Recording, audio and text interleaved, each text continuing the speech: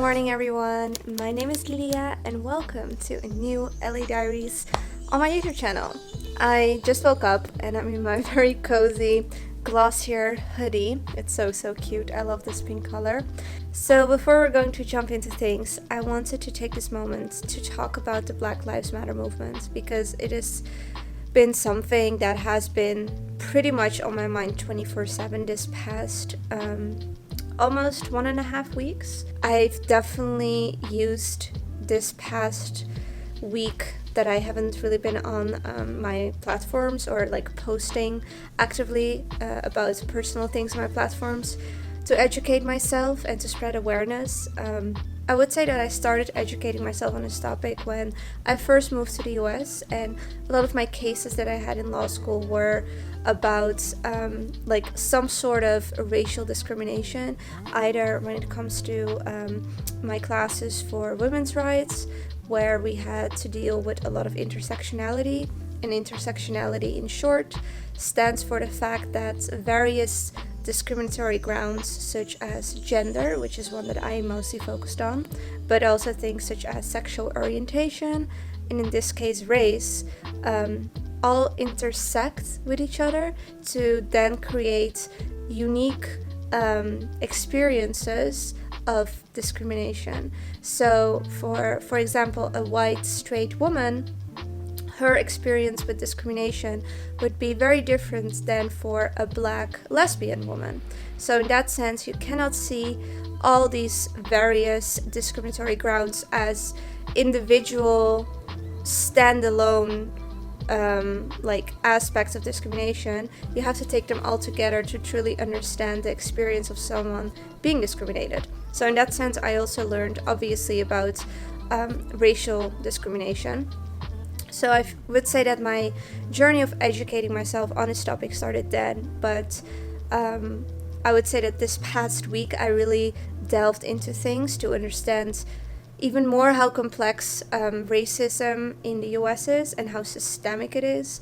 So I actually made a video also on implicit biases on my Instagram TV, IGTV. So if you would like to see that, I will have linked it in the description box down below. One of my main research topics in law school was about harmful gender stereotypes and wrongful gender stereotyping, and how those stereotypes and implicit biases could deny women access to justice and also just their universal human rights and freedoms.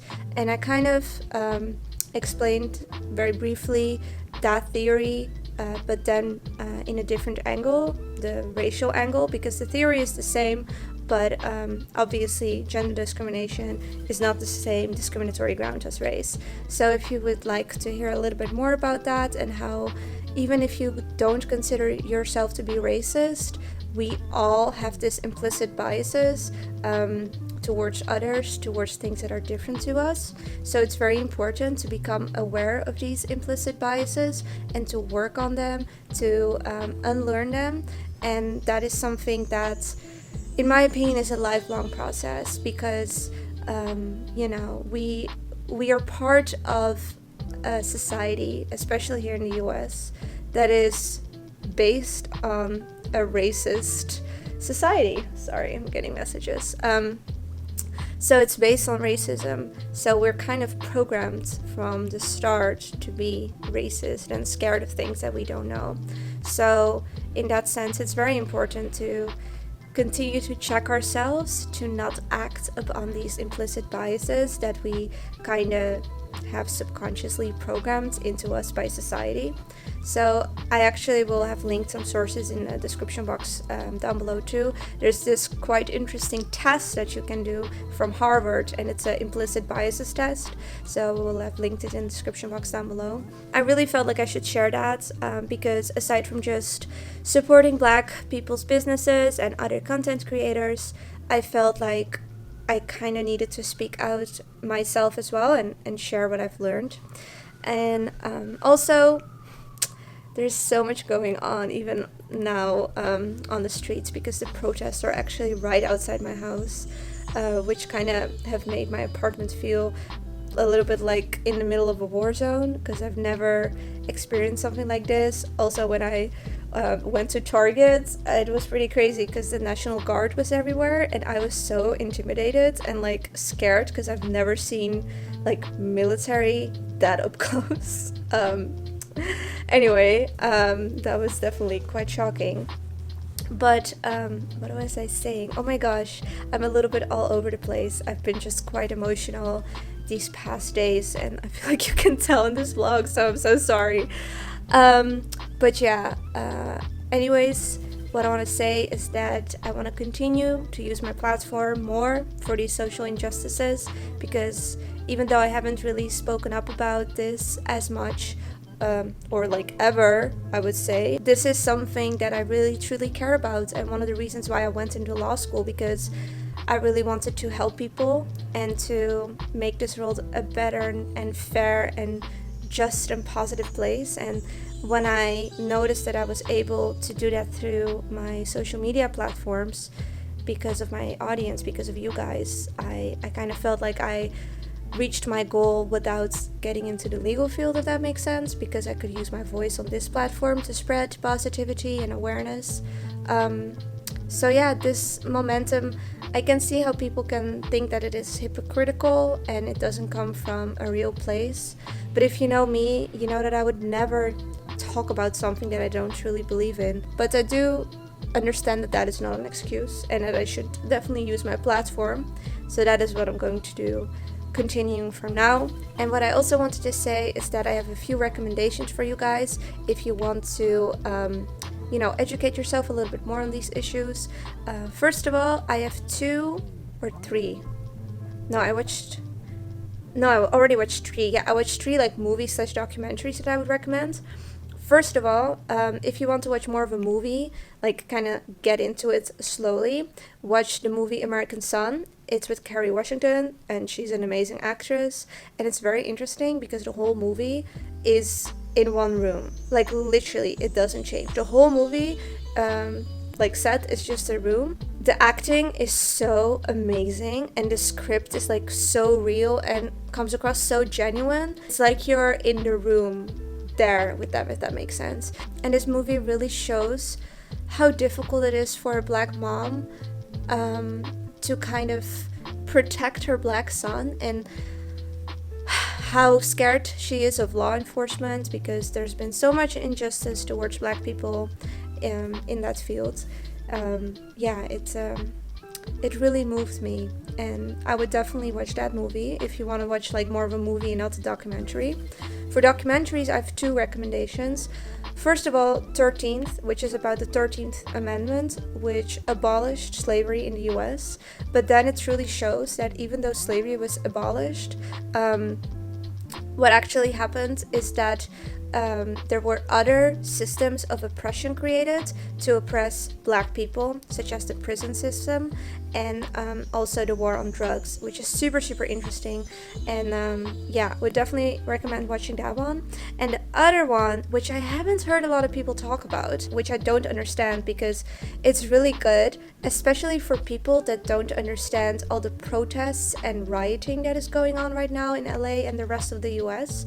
This documentary is called LA 92, and it's about the protests that were going on in LA after the Rodney King trials.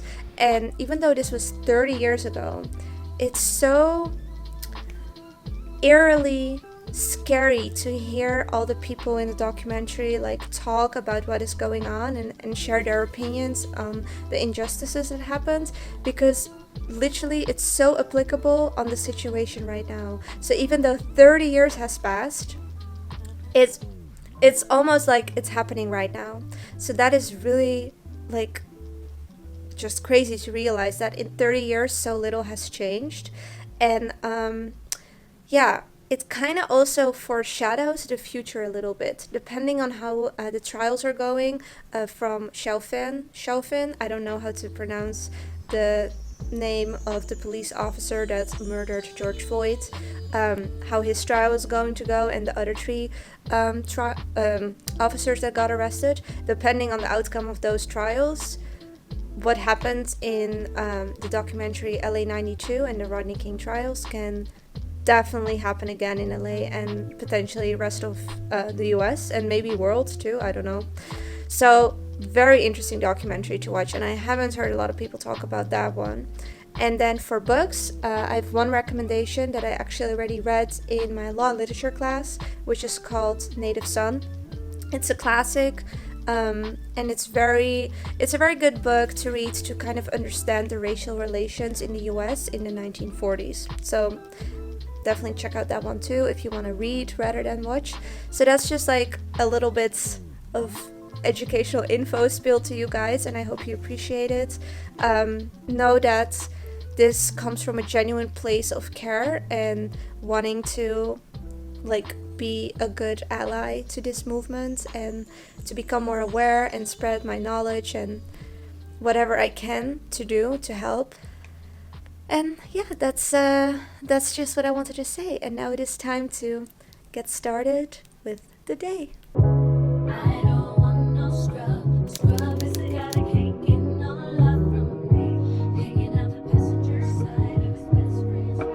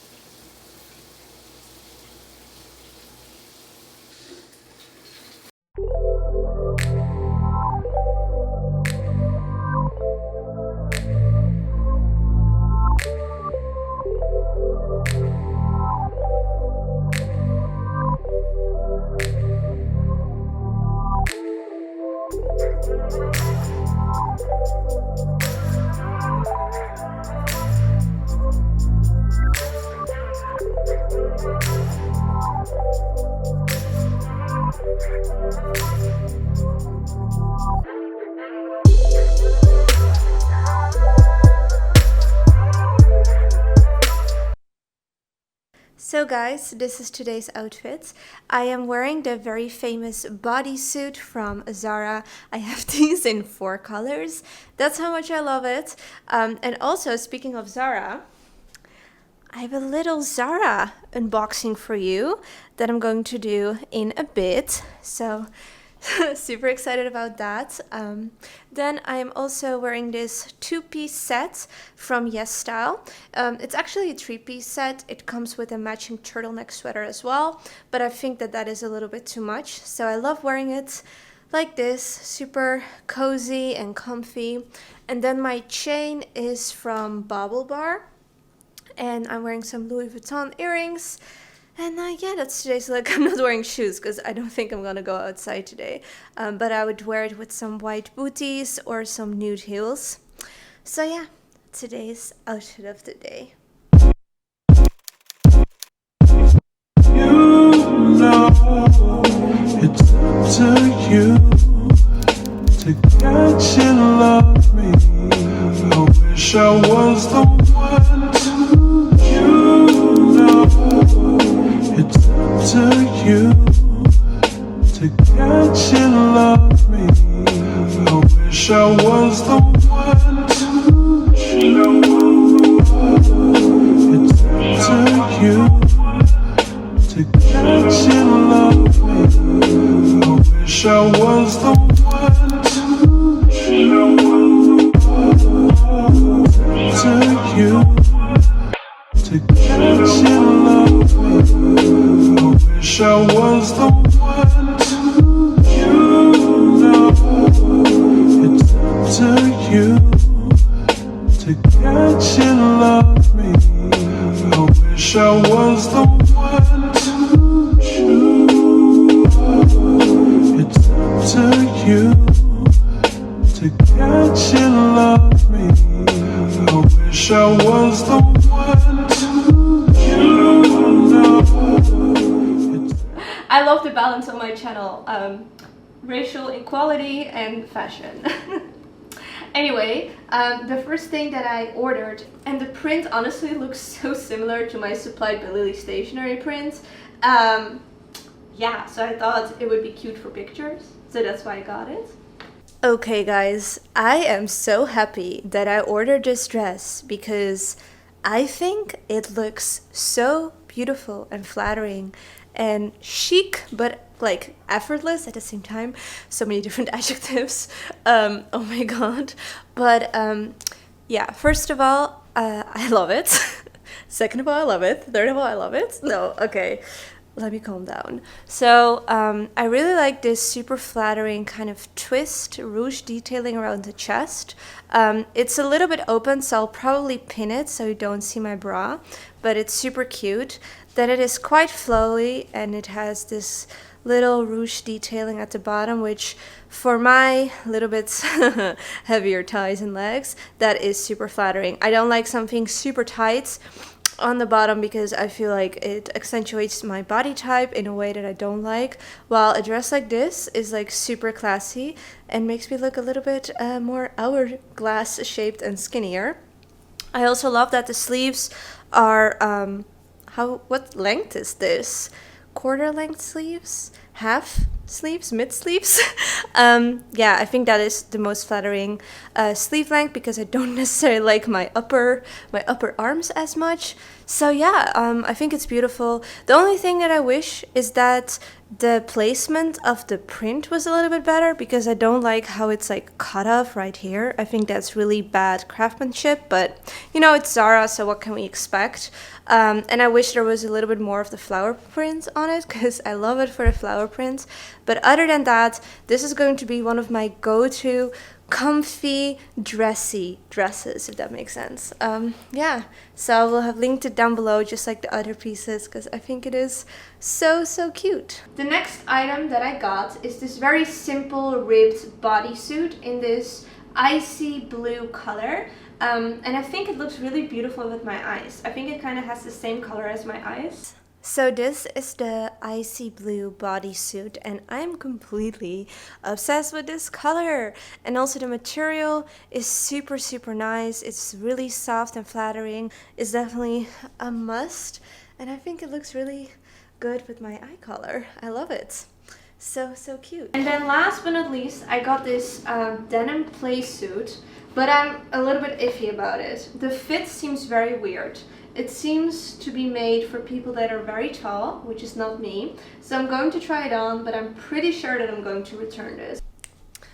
Okay guys, so this denim play suit, I wasn't 100% sure about it, and I'm still not 100% sure about it, but it's not as terrible as I thought. It's actually quite comfortable because it's a little bit more oversized than I thought. Yeah, I don't know. It kind of looks weird on camera because in real life, this looks a little bit better, I would say. But what do you guys think? I don't know. I think the shoulders are a little bit too big for me. But if you are a little bit taller than me, I think this playsuit is super cute. I think it's just a little bit too big on me, but it is super comfortable, and this denim material is very soft, so it's super like lightweight and comfy to wear, and I do really like this color. So, yeah, I think also with a belt it would be super cute. Like super summery, easy, comfy outfit, but Yeah, I think I'm going to return this one, but let me know what you guys think. It is quite cute. Okay guys, it is time for a little snack because I think I deserve that. I'm eating some chocolate covered bananas as well as this harmless harvest organic coconut water. This is one of my favorite coconut waters. I don't wanna meet you nowhere, no. Don't want none of your time. I don't want no. It's quite a little bit later right now. It is, let's see, what time is it? It is 9. Okay, yeah. I've been working after I chilled for a bit. I've been editing a new video. I've actually been listening to, I don't know if it's like podcasts. I would say it's more like lectures, but there are also podcasts available from Alan Watts, which is a more westernized take on Zen Buddhism and Eastern philosophy. I think a lot of you guys know him, and I just really like listening to his voice. And I've listened to a few of his lectures, but not all of them. So I was actually, I really needed something to kind of calm my mind. Listening to those lectures really helped me put things in perspective and kind of de-stress me, because I feel like right now we're all really struggling with the feeling of guilt and shame because of inaction. I think we are all human beings that are rational human beings and that care about other people, and we care about justice. We want to live in a good and positive world. We don't want to live in an immoral, irrational world, like Kant would say, Immanuel Kant. So I think this always very heavy on us because we feel responsible and we feel guilty and we don't really know how to process these emotions, because on the one hand we feel like we kind of need to be uncomfortable to have a better understanding of what so many Black people have gone through their whole lives and whole generation. This is honestly like generational pain and trauma. But on the other hand, I also do believe that by torturing ourselves with guilt and shame, sorry for the messages, by torturing ourselves with guilt and shame, we will not help the cause in a sense where we make it about ourselves, because we make it about our pain and suffering caused by the pain and suffering that we caused Black people and minorities, rather than acknowledging what we did wrong and go from there. Don't take this the wrong way. I think it's good to, kind of be uncomfortable. I feel like it can motivate people. It can push us further to educate ourselves and to bring awareness. It's like shocking, and shock, like a shock usually helps to continue to grow. But on the other hand, to stay in this constant shock mode or this stress mode, this like fight or flight feeling, because of all the cortisol and everything in our bodies, that's also very toxic, and it's not going to create like a long-lasting change. It's just going to be a momentary effect, and on the grand scheme of things, we're not able to hold on to this kind of fight and flight mode, crazy shame and guilt that we are experiencing.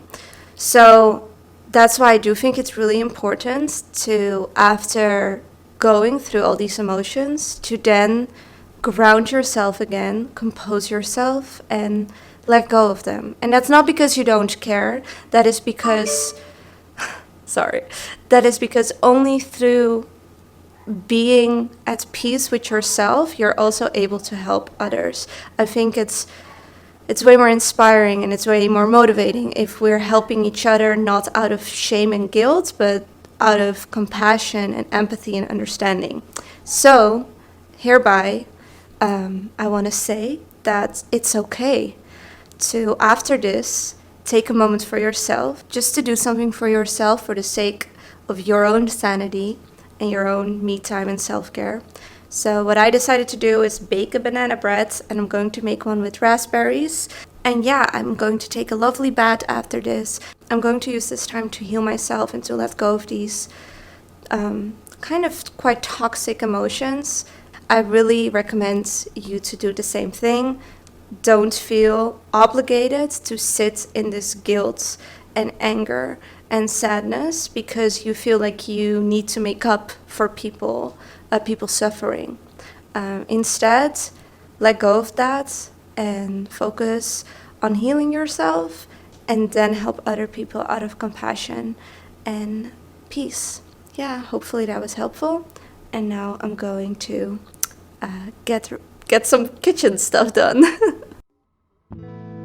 I wonder what you mean when you use the word I. I've been very interested in this problem for a long, long time. And I've come to the conclusion that what most civilized people mean by that word is a hallucination. That is to say, a false sense of personal identity that is at complete variance with the facts of nature. And as a result of having a false sense of identity, we act in a way that is inappropriate to our natural environment. And when that inappropriate way of action is magnified by a very powerful technology, we swiftly begin to see the results of a profound discord between man and nature. As is well known, we are now in the process of destroying our environment as a result of an attempt to conquer it and master it. And we have not realized, therefore, that our environment is not something other than ourselves. In assuming that it is, we have made a great mistake and are now paying the price for it. But most people would agree with the lines of the poet who said, "I, a stranger and afraid, in a world I never made." Because we have the strong sensation that our own being inside our skin is extremely different from the world outside our skin. So guys, I'm back in bed and I'm very tired. So I'm going to end this vlog right now. If you don't want to miss any of my other videos, feel free to subscribe. And yeah, I don't have anything else to say. Have a fucking amazing day and I'll talk to you very, very soon. Bye guys. You